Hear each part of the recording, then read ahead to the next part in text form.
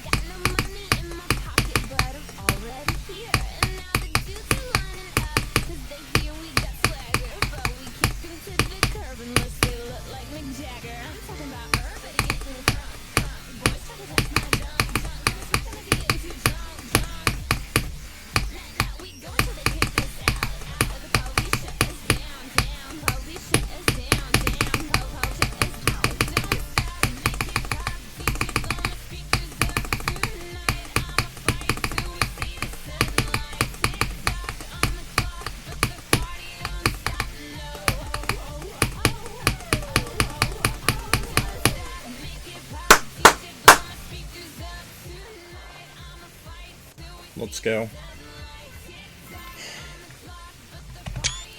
Thank fucking God, man. Jesus Christ, 6009 and some other stuff. So yeah, that was Lucid Nightmares. I want to provide a review for you guys because I just want to take you through, show you all the parts that I struggled with, and just talk about the level. I'm not going to be using the mashup that I used to beat it, because talking over Kesha is not the greatest idea. However, I will bring it up in some sections because it did genuinely help me with some sync parts of the level. So the beginning of this level is really hard. The pre-drop in this level is pretty infamous for being difficult. I found it to be really difficult, but it's really consistent. It's really hard, but I found a really good feel for it after a while. The only problem click is this red orb right here, which is absolutely ridiculous. Like, the gap itself is just, how do you even get from there to there? So what I will say is that I found it to be really hard, and then I turned on the Kesha mashup and it syncs really well with her saying CDs. And it's really funny because it genuinely helped me with my consistency for the click, and I'm not kidding. It genuinely just made it easier. It's really funny. After that, up until like 20 something, there really isn't anything notable in the level because it's all like pretty filler. But once you get here, you are greeted with the hardest wave ever, courtesy of the shitboxes. Now, I don't know why they look like that. I'm gonna blame it on RobTop, but the hitboxes themselves are really misleading, and you have to do the clicks a lot faster than normal because you can't go into any of the divots. So this actually was a decent choke point. I wasn't too bad at it, but it was definitely a very clear indication of a spike in difficulty. And I did get all the coins, so you do have to go up top here and get that coin. your worst nightmare. The 30 part is weird because it's really only carried by a couple things. One of those being this wave here. There's really tiny invis spikes that line the walls of the wave. I kind of got good at it after a while. This wave is insanely difficult, and it was a very big roadblock for me.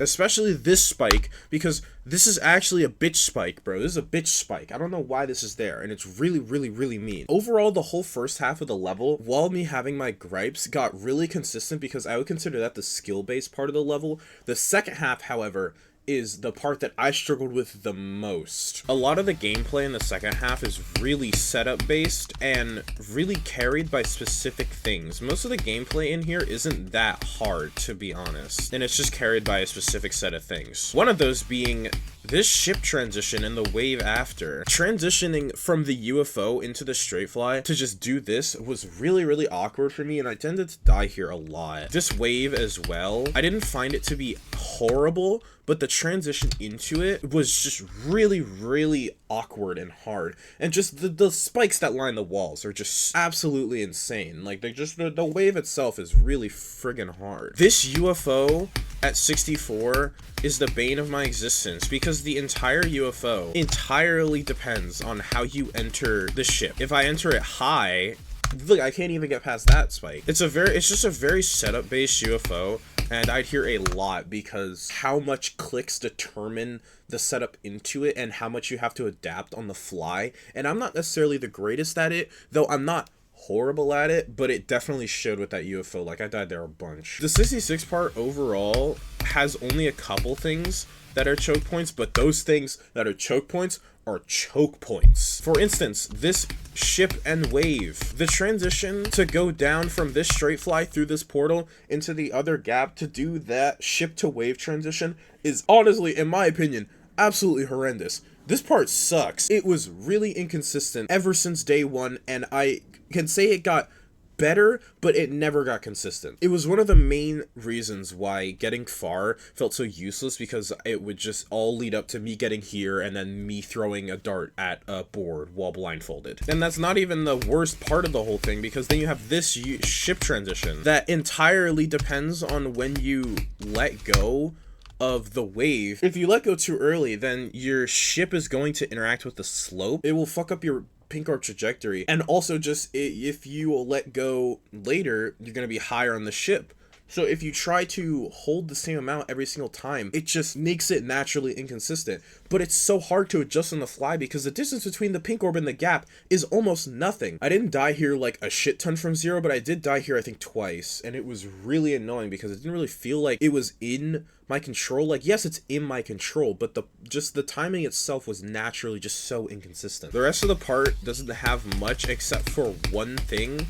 This transition as well, really weirdly setup based. It depends on where you let go of the wave to hit the dash orb. See, I went too low and then I tried to hit the dash orb and I died to the spike. If you actually make the gap, it can also determine where you need to hit the gap in the UFO. And it's a really annoying timing. See, look, I'm all the way down here because I hit the dash orb late. And I don't even think I had a chance to go over the gap there. It could get consistent, and it did somewhat. I think I only died here from zero once, but it was a very clear choke point. The ending doesn't really have that much, but it is like, it's obviously a very nerve-inducing part. I wouldn't have been surprised if I died to this last ship. I don't really think it's very hard, but it is definitely a part that could kill you if you are on nerves. So yeah, that's Lucid Nightmares.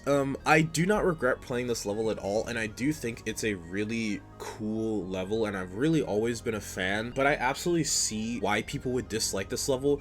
Me personally, I was more so in the middle, just because the positives did outweigh the negatives. However, the negatives were very clear. When it was bad, it was really bad, but when it was fun, it was really fun. And the highs definitely outweighed the lows. It's honestly not by very much, but it definitely did. I just think the overall inconsistent nature of a lot of the gameplay in the second half just makes it really frustrating to get there, especially because I could get so good at the first half due to how skill-based and consistent it was that I just throw attempt after attempt at the second half just for none of them to really mean anything, for me to just die to something that felt out of my control. Like, it is in my control, but it just felt so inconsistent that I just die for no reason. Yeah, I hope you guys enjoyed the review, and I'll see you on day 2 on Reese's channel. I'll put her channel in the description. Make sure to go watch that. Hope you guys enjoyed the 12 doc. Hope you guys enjoyed the video, and I'll see you next time.